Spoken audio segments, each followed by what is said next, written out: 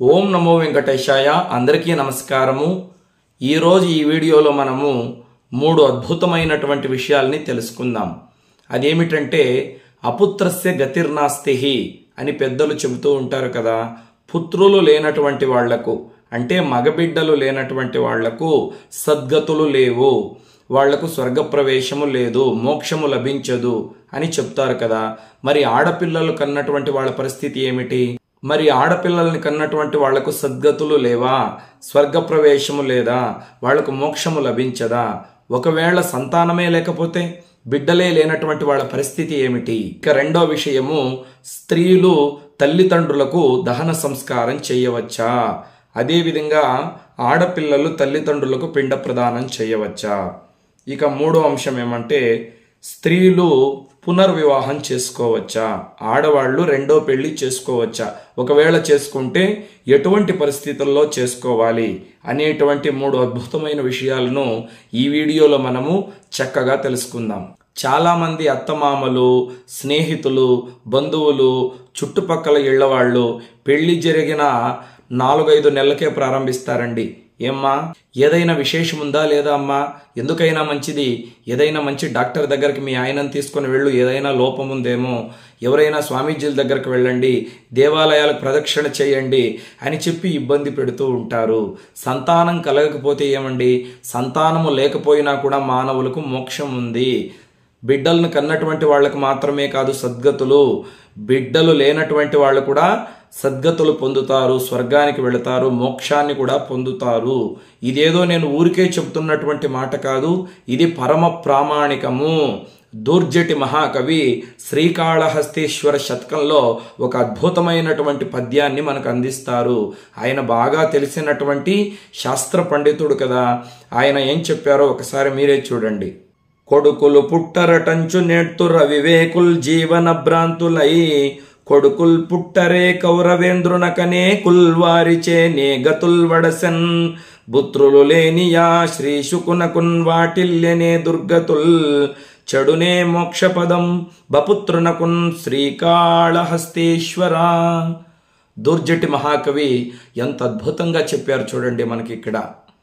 కొడుకులు పుట్టలేదు అని చాలామంది మూర్ఖులు ఏడుస్తూ ఉంటారు. కొడుకులు పుట్టకపోతే ఏమి?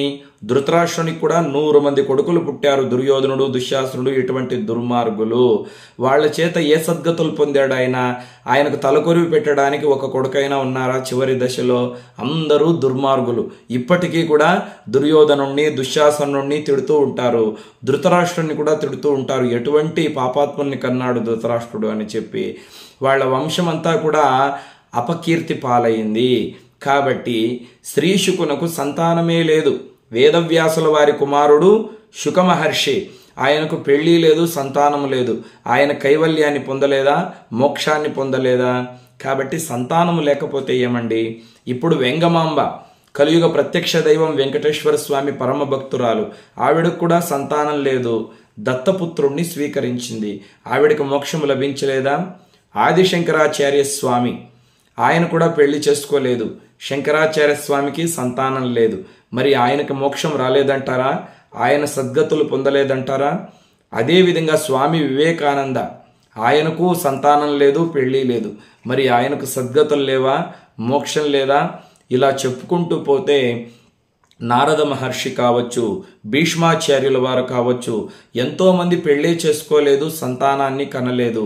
వాళ్ళందరికీ కూడా మోక్షం కరతలామలకమైంది కదా. కాబట్టి కొడుకులు లేకపోయినా కూడా మనం చేసేటువంటి సత్కర్మ, భగవంతుని పూజ, మనం చేసేటువంటి దాన ధర్మముల వల్ల మనకు సద్గతులు లభిస్తాయి. మనం స్వర్గానికి వెళతాం, వైకుంఠానికి కూడా వెళతాం. బిడ్డలు లేనటువంటి వాళ్ళు మంచి సత్కర్మలు ఆచరిస్తూ, దాన ధర్మాలని చేస్తూ, భగవంతుణ్ణి పూజిస్తూ, మంచి స్తోత్రాలని పారాయణ చేస్తూ ఉంటే వాళ్ళు కూడా మోక్షాన్ని పొందగలరు. బిడ్డలు లేకపోతే మోక్షం లేదు అని చెప్తూ ఉంటారు చూడండి. వాళ్ళందరూ కూడా పురాణము, శాస్త్రాలు తెలియనటువంటి మూర్ఖులు. అటువంటి వాళ్ళు చెప్పేదాన్ని మనం ప్రామాణికంగా తీసుకొనరాదు. మరి ఆడపిల్లలు ఉన్నటువంటి వాళ్ళ పరిస్థితి ఏమిటి? చాలామంది మగపిల్లలు లేరు అని చెప్పి బాధపడుతూ ఉంటారు. ఎందుకంటే వంశోద్ధారకుడు లేడు, మా వంశాన్ని ఉద్ధరించేటువంటి వాడు లేడు, మాకు తలకొరివి పెట్టేటువంటి వాడు లేడు, ఇద్దరు ఆడపిల్లలే పుట్టారు, మా కర్మ అని బాధపడుతూ ఉంటారు. ఇంట్లో పెద్దవాళ్ళు కూడా అత్తామామ ఇలాగే మాట్లాడుతూ ఉంటారు. ఏమ్మా కోడలు పిల్ల, ఇద్దరు ఆడబిడ్డలనే కన్నావు, ఒక మగబిడ్డను కంటే నీ సొమ్మేం పోయేది, మా వంశానికి వంశాంకురాన్ని లేకుండా చేసేశావు అని సూటిపోటి మాటలతో కోడల్ని తిడుతూ ఉంటారు. ఒకటి గుర్తుపెట్టుకోండి, ఆడపిల్లని కన్నటువంటి వాళ్ళే నిజమైనటువంటి అదృష్టవంతులు. మగపిల్లలు లేకపోయినా పర్వాలేదు, ఒక్క ఆడపిల్ల ఉంటే చాలు, వాళ్ళ వంశం మొత్తం తరిస్తుంది అని మనకు శాస్త్రాల్లో పురాణాల్లో పెద్దలు ఏనాడో చెప్పి ఉన్నారు. ఇది శాస్త్ర ప్రమాణాలతో నిరూపించబడింది. ఆడపిళ్లకు పెళ్లి చేసేటప్పుడు అంటే కన్యాదానం సమయంలో ఒక సంకల్పాన్ని చెబుతారు, మహాసంకల్పము అని పిలుస్తారు దాన్ని. అప్పుడు పెళ్లి కూతుర్ని మహాలక్ష్మి స్వరూపంగా భావిస్తారు. చీలాసౌ అంటే చిరంజీవి లక్ష్మి సౌభాగ్యవతి పెళ్లి కూతురు, ఆవిడ మహాలక్ష్మి అన్నమాట. పెళ్లి కొడుకు సాక్షాత్తు శ్రీమన్నారాయణుడు. అందుకే మామగారు పెళ్లి కొడుకు కాళ్ళు కడిగి ఆ నీళ్లను తల మీద ప్రోక్షణ చేసుకొని కన్యాదానం చేస్తాడు. మనకి ఇక్కడ ఒక అనుమానం వస్తుంది, పెళ్లి కొడుకు వయసులో చిన్నవాడు, ఈయన మామగారు పెద్దవారు కదా, పెద్దవాళ్ళు చిన్నవాడి కాళ్లను కడిగి ఆ నీళ్లు తల మీద చల్లుకోవచ్చా అంటే నిరభ్యంతరంగా చల్లుకోవచ్చు. అక్కడ పీట మీద కూర్చో ఉన్నది పెళ్లి కొడుకు కాదు, సాక్షాత్తు శ్రీమన్నారాయణుడు. నారాయణునికి మహాలక్ష్మి అయినటువంటి నా కూతుర్నిచ్చి కన్యాదానం చేస్తున్నాను అనేటువంటి సద్భావన అక్కడ ఉంది. అది తప్పు కాదు. సాలంకృత కన్యాదానం చేయాలి అంటే ఆడపిల్లకు చక్కగా పట్టు వస్త్రాలు ధరింపజేసి బంగారు నగల్ని ధరింపచేసి అప్పుడు కన్యాదానం చేసేటప్పుడు ఒక శ్లోకాన్ని చెప్పిస్తారన్నమాట పురోహితులు ఈ కన్యాదాత చేత. మయా సహా దశ పరేషాం దశ పూర్వేషాం మద్వంశానాం పితృణాం శాశ్వత బ్రహ్మలోక నివాస సిద్ధ్యర్థం. ఏమి ఈ శ్లోకానికి అర్థం అంటే, మయా సహా అంటే నాతో సహా, దశ పూర్వేషాం దశ పరేషాం నా వెనక ఉన్నటువంటి 10 తరాల పెద్దలు, నా తర్వాత అంటే నా కొడుకు నా మనముడు నా మునిమనముడు నా తర్వాత వచ్చేటువంటి 10 తరాల వాళ్లకు శాశ్వత బ్రహ్మలోక నివాస సిద్ధ్యర్థం కన్యాదానం అహంకరిష్యే. మహాలక్ష్మి స్వరూపమైన నా కూతుర్ని కన్యాదానం చేస్తున్నాను. నా పితృదేవతలు 10 తరాల వాళ్ళు, నా తర్వాత పుట్టబోయేటువంటి 10 తరాల వాళ్లకు శాశ్వతంగా బ్రహ్మలోక నివాసాన్ని కల్పించు అన్నప్పుడు ఆ పెళ్లి కొడుకు విష్ణు స్వరూపం కాబట్టి ఆ కన్యాదానం స్వీకరించి అస్తు అంటాడు. అప్పుడు ఈ కన్యాదానం చేసినటువంటి వాళ్ళ పూర్వీకులు ఎంతమంది ఉన్నారో వాళ్ళు నరకంలో ఉన్నా, రవరవాది నరక బాధలు అనుభవిస్తూ ఉన్నా, కన్యాదానం చేసి ఆ నీళ్లు తల మీద ప్రోక్షణ చేసుకున్న తక్షణమే వాళ్ళందరూ బ్రహ్మలోకానికి వెళ్ళిపోతారు అని చెప్పి మనకు పురాణాలు స్పష్టంగా చెప్తున్నాయి. అంతేకాదు మన తర్వాత వచ్చేటువంటి 10 తరాల వాళ్ళు కూడా బ్రహ్మలోకంలో శాశ్వతంగా ఒక బంగారు మేడలో పట్టుపరుపు మీద పడుకొని పెరుగన్నం తింటూ సర్వ సుఖ సంపదలను అనుభవిస్తారు అని చెప్పి మనకు పురాణాలు స్పష్టంగా చెబుతున్నాయి. ఆ కన్యాదానం చేసేటప్పుడు కన్యాం కనక సంపన్నాం కనకాభరణైర్యుతాం దాస్యామి విష్ణవే తుభ్యం బ్రహ్మలోక జిగీషయా అంటాడు ఈ కన్యాదాత. అంటే నా కూతురైనటువంటి ఈ కన్యను కనకాభరణాలతో అలంకారం చేసి, ఓ విష్ణు స్వరూపుడా నీకు దాసిగా నేను సమర్పిస్తున్నాను, స్వీకరించు, నా పితృదేవతలను నన్ను బ్రహ్మలోకానికి పంపించు అంటే అప్పుడు ఆయన స్వీకరించి అస్తు అని అప్పుడు ధర్మేచ అర్ధేచ కామేచ మోక్షేచ నాతిచరామే అని చెప్పి శ్లోకాలు చెప్తూ ఉంటారు. కాబట్టి ఒక కన్యాదానం చేసినట్లయితే వాళ్ళ వంశం మొత్తము తరిస్తుంది. మగపిల్లలు ఉంటే ఈ అదృష్టం ఉండదండి. పూర్వకాలంలో ఒక ఆడపిల్లనైనా కనేవాళ్ళు. ఎవ్వరూ లేకపోతే బంధువుల్లో ఉన్నటువంటి అమ్మాయిలకైనా చక్కగా ఖర్చు పెట్టుకొని కన్యాదానం చేసేవాళ్ళు. ఎవ్వరూ దొరకకపోతే అనాథ పిల్లనైనా తెచ్చి పెంచుకొని కన్యాదానం చేసేటువంటి వాళ్ళు. ఎందుకంటే కన్యాదానం చేస్తే మాత్రమే వాళ్లకు మోక్షము లభిస్తుంది అని మనకు శాస్త్రాలు పరమ ప్రామాణికంగా చెప్తూ ఉన్నాయి.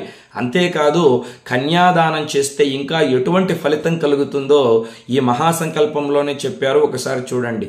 తిలై సూర్యమండల పర్యంతరం కృతారశేర్వర్ష సహస్రావనే ఏకైకతిలా పకర్షక్రమేణ సర్వరశ్యై పక్షర్ష్య సంహిత కాలే బ్రహ్మలోక శాశ్వత నివాస సిద్ధ్యర్థం. అంటే ఏమో తెలుసా? చూడండి, తిలములు అంటే నువ్వులన్నమాట.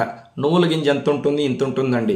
ఒక్కొక్క నువ్వుల గింజనే పేర్చుకుంటూ సూర్యమండలం వరకు వెళితే, అంటే సూర్యలోకం వరకు భూలోకం నుండి నువ్వుల్ని పేర్చుకొని వెళితే ఎన్ని నువ్వులైతే వస్తాయో అన్ని రోజులు వాళ్ళు శాశ్వతంగా స్వర్గలోకంలో ఉంటారని చెప్పి మనకు పరమ ప్రామాణికంగా మహాసంకల్పంలోని ఋషులు పెద్దలు చెప్పి ఉన్నారు.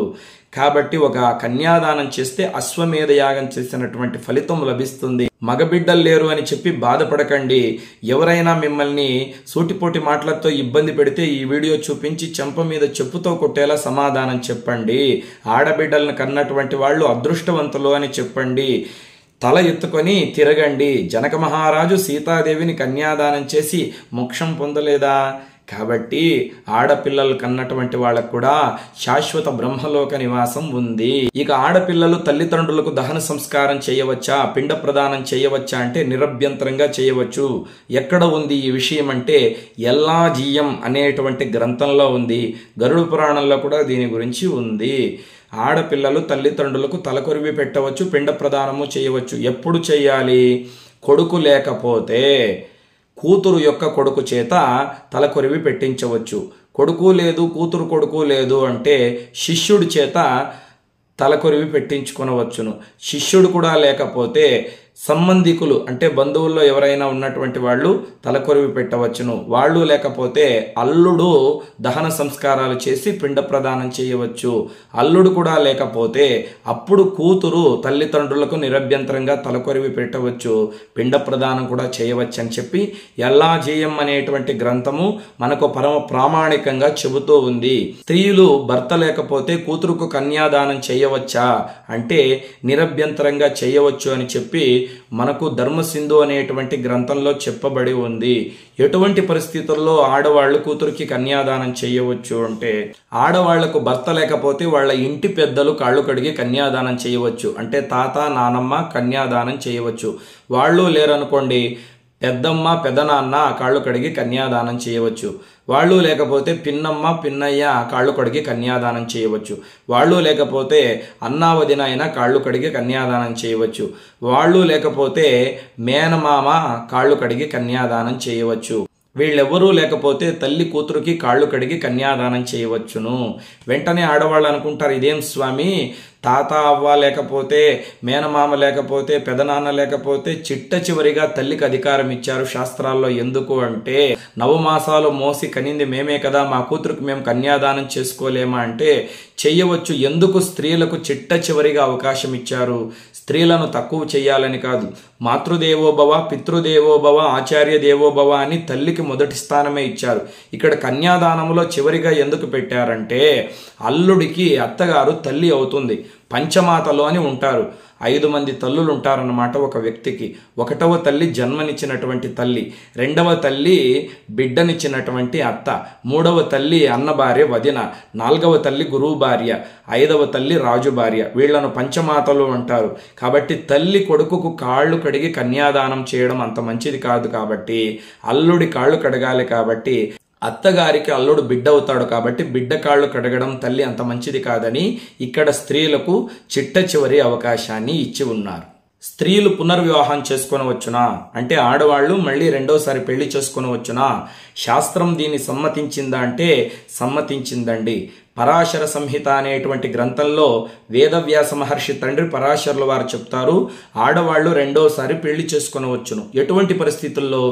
భర్త మరణిస్తే స్త్రీలు మళ్ళీ పెళ్లి చేసుకొనవచ్చును. భర్త ధర్మభ్రష్టుడైతే అంటే భార్యకు మోసం చేసి జూదగాడై పరాయి స్త్రీల వ్యామోహంలో పడి భార్యను అశ్రద్ధ చేసి తిరుగుతూ ఉంటే భార్య అటువంటి భర్తను విడిచిపెట్టి రెండో పెళ్లి చేసుకొనవచ్చును. ఇక 3వది, భర్త నపుంసకుడైతే మళ్ళీ స్త్రీ రెండో పెళ్లి చేసుకొనవచ్చును. భర్త సన్యాసాశ్రమం స్వీకరిస్తే అంటే సన్యాసుల్లో కలిసిపోతే స్త్రీ మళ్ళీ రెండో పెళ్లి చేసుకునవచ్చును అని చెప్పి మనకు పరాశర సంహిత అనే గ్రంథంలో పెద్దలు చెప్పి ఉన్నారు. కాబట్టి ఈ వీడియో ద్వారా చాలా మందికి జ్ఞానోపదేశం కలిగిందని అనుకుంటూ ఉన్నాను. ఇప్పటికైనా కూడా బిడ్డలు లేకపోతే మోక్షం లేదు, ఆడపిల్లలను కన్నటువంటి వాళ్లకు సద్గతులు లేవు అనేటువంటి పిచ్చి మాటలు మాట్లాడడం విడిచిపెట్టండి. శాస్త్రంలో ఏముందో, పెద్దలు ఏం చెప్పారో దాన్ని పరమ ప్రామాణికంగా తీసుకొని చక్కగా భగవంతుణ్ణి ధ్యానం చేస్తూ భగవంతుణ్ణి ఆరాధన చేస్తూ ధర్మబద్ధమైన మార్గంలో మనం నడుస్తూ ఉంటే తప్పకుండా మనకు సద్గతులు మోక్షము అనేది సంప్రాప్తిస్తుంది. కాబట్టి రేపు ఇంకొక చక్కటి వీడియోలో కలుసుకుందాం. లోకా సమస్తా సుఖినో భవంతు. స్వస్తి.